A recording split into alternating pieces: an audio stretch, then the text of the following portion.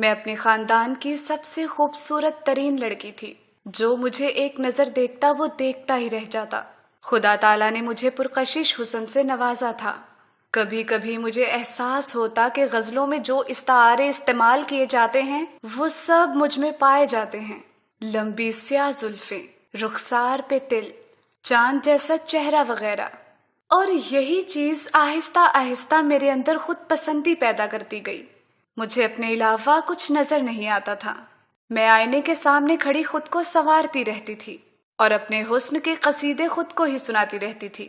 یہ ان دنوں کی بات ہے جب میٹرک تعلیم کو ایم اے کے برابر سمجھا جاتا تھا اور سونے پہ سہاگا میں میٹرک کر چکی تھی۔ میرا رشتہ بچپن میں ہی میرے ماموں کے بیٹے سے طے تھا۔ وہ سبزی بیچنے کا کاروبار کرتا۔ وہ جب سبزی بیچتا تو ہمیں اپنے ماں باپ سے چوری فری میں سبزی دے جاتا تھا۔ وجہ صرف میں تھی۔ وہ مجھے پسند کرتا تھا اور اس بہانے سے وہ میرے اور گھر والوں کے قریب ہونا چاہتا تھا، لیکن میں اسے ذرا بھی گھاس نہیں ڈالتی تھی کیونکہ وہ مجھے پسند نہیں تھا۔ میرا معیار بہت اونچا تھا۔ وہ ایک دبلا پتلا سا کمزور سا لڑکا تھا جس کی شخصیت اس کے چھوٹے قد نے دبا دی تھی، جبکہ میں ایک اچھے قد کاٹ والی خوبصورت لڑکی تھی اور کچھ میرا اٹھنا بیٹھنا بھی پڑھے لکھے لوگوں میں ہوتا تھا۔ تبھی مجھے اپنے ماموں کی فیملی گوار لگتی تھی۔ میرے ان کے بارے میں خیالات بالکل ویسے ہی تھے جیسے انڈین فلموں میں پنڈتوں کے اچھوت برادری کے بارے میں ہوتے ہیں۔ میں بھی ان کو اچھوت ہی سمجھتی تھی۔ میں 18 کے ہندسے کو پہنچی تو ہمارے گھر میں چہمگوئیاں شروع ہو گئیں۔ میرے ابو کو بھی میرا منگیتر خاص پسند نہیں تھا اور وہ نہیں چاہتے تھے کہ ننھیال میں میری شادی ہو۔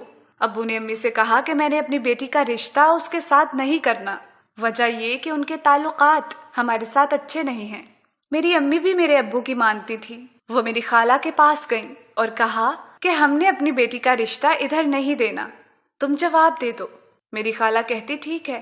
میری خالہ نے میرے ماموں سے کہا کہ وہ کہہ رہے ہیں کہ ہم نے رشتہ نہیں کرنا، تو میرے ماموں نے کوئی اعتراض نہیں اٹھایا، بلکہ یہ کہہ کے اٹھ گئے کہ ان کی مرضی ہے، ہم کیا کہہ سکتے ہیں۔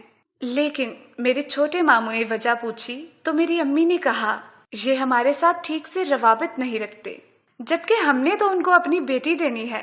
چھوٹے ماموں نے کہا یہ تو کوئی بات نہ ہوئی، چلو ہم آپ سے معذرت کر لیتے ہیں، آپ یہ رشتہ دوبارہ بحال کر دو۔ ابو چونکہ رشتے کے حق میں نہیں تھے تو انہوں نے بہت سے اعتراضات اٹھائے، لیکن ماموں سب ختم کر گئے۔ بالآخر ابو مان گئے، لیکن یہ کہہ دیا کہ میری بیٹی کہتی ہے کہ میں نے بڑے سے نہیں چھوٹے سے شادی کرنی ہے۔ میرے منگیتر سے چھوٹا بھائی میری ہی طرح خوبصورت اور جاذب نظر شخصیت والا لڑکا تھا، لیکن اس کا رشتہ بھی میرے سب سے چھوٹے ماموں کی بیٹی سے بچپن میں طے ہو چکا تھا۔ میرے ابو نے اتنی خود غرضی دکھائی کہ یہ نہیں سوچا کہ اس کا رشتہ تو کہیں اور طے ہے۔ میرے ابو نے میرا نام استعمال کرتے ہوئے کہہ دیا کہ میری بیٹی کہتی ہے کہ میں نے چھوٹے سے شادی کرنی ہے۔ میرے ماموں اس بات پہ بھی راضی ہو گئے اور اپنے چھوٹے بھائی جس سے بیٹی کا رشتہ لیا تھا اس کو ناراض کر دیا اور کہا کہ ہم چھوٹے سے بھی کرنے کے لیے راضی ہیں۔ بالآخر میرا اس لڑکے سے نکاح ہو گیا جو میرے منگیتر سے چھوٹا تھا۔ اب وہ شخص میرا شوہر تھا، لیکن ہمارے درمیان کوئی بھی جذباتی رشتہ نہیں تھا، ہم نارمل ہی تھے۔ جبکہ مجھے اندر سے یہ بھی دکھ تھا کہ میں نے اپنے منگیتر، چاہے میں اسے اچھا نہیں سمجھتی تھی، اس کے ساتھ برا کیا۔ جو میرا شوہر بن چکا تھا اس کی منگیتر کا بھی دل دکھایا، کیونکہ در حقیقت وہ اپنے منگیتر یعنی میرے شوہر سے محبت کرتی تھی، لیکن میں نے زبردستی اس سے اس کی محبت چھین لی۔ کہانی یہاں تک ہی ختم نہیں ہوتی۔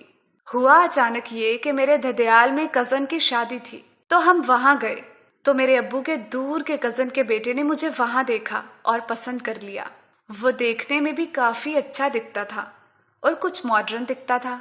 مجھے بھی وہ بہت پسند آیا اور بالآخر ہمارے رابطے شروع ہو گئے، جبکہ میں تو کسی اور کے نکاح میں تھی۔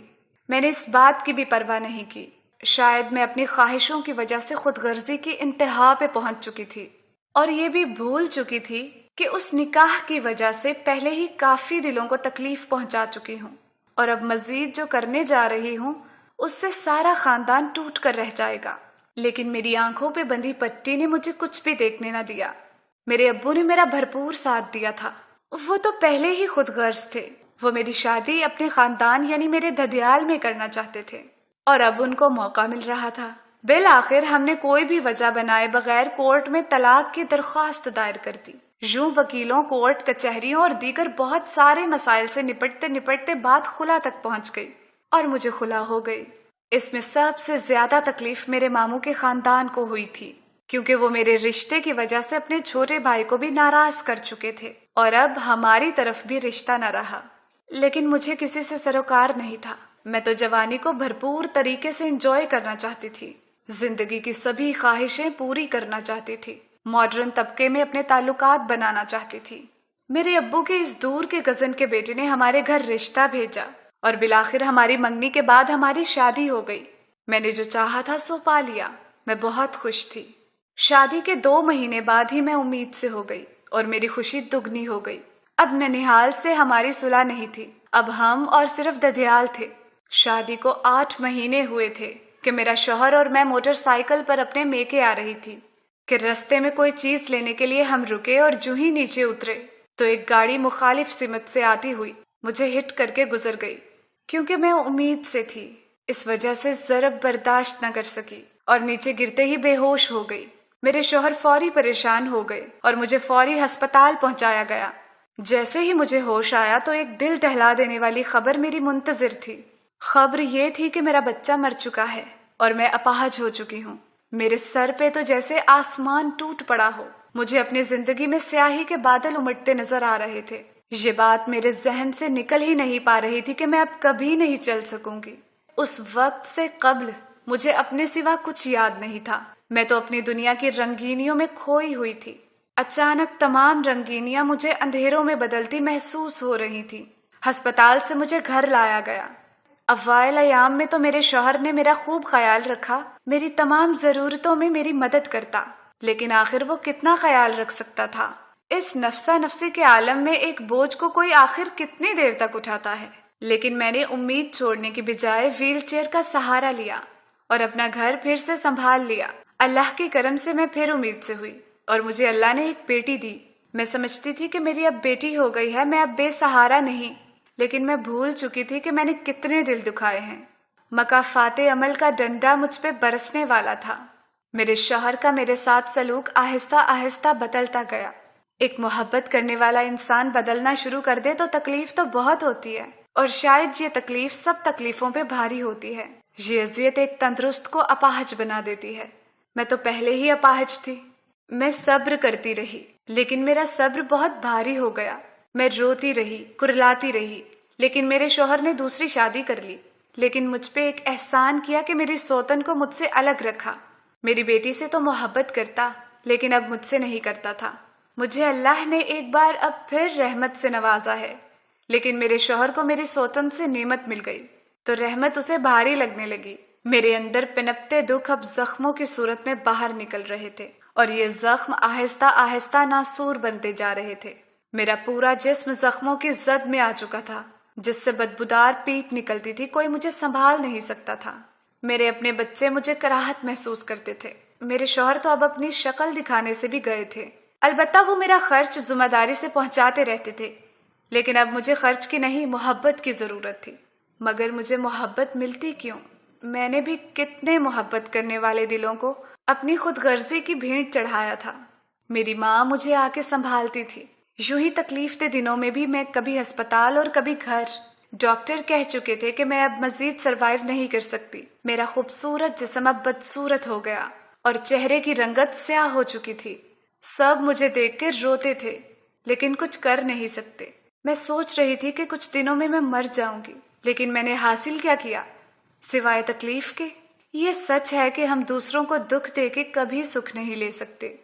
اور دوسری طرف میرا سابقہ شوہر، جو میری طرح خوبصورت شخصیت رکھنے والا ایک مکمل مرد تھا، خود پسندی اس میں بھی کوٹ کوٹ کے بھری ہوئی تھی۔ وہ اپنی خوبصورتی کو کیش کرتا تھا۔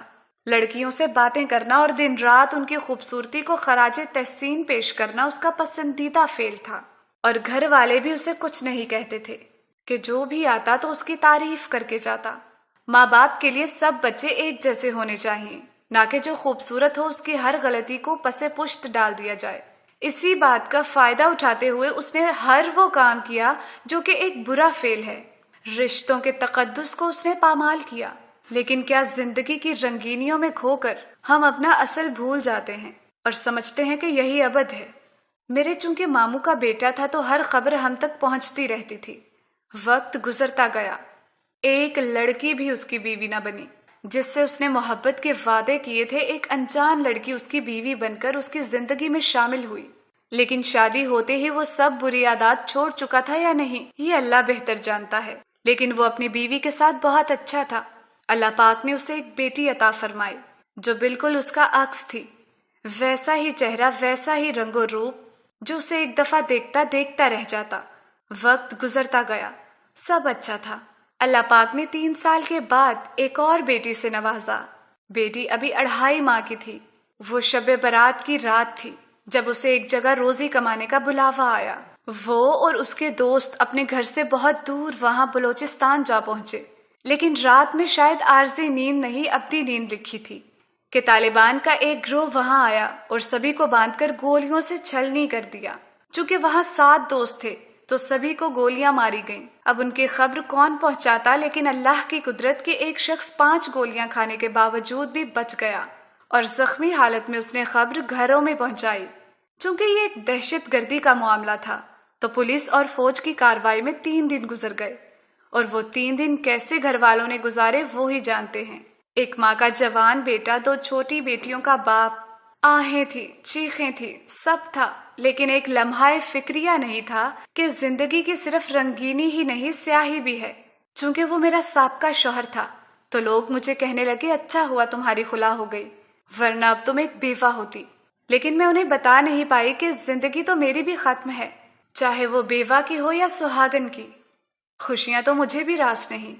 دوستو، یہ زندگی ہے، اس نے بھی اپنی رنگینی کھو دی، میں نے بھی اپنی رنگینی کھو دی۔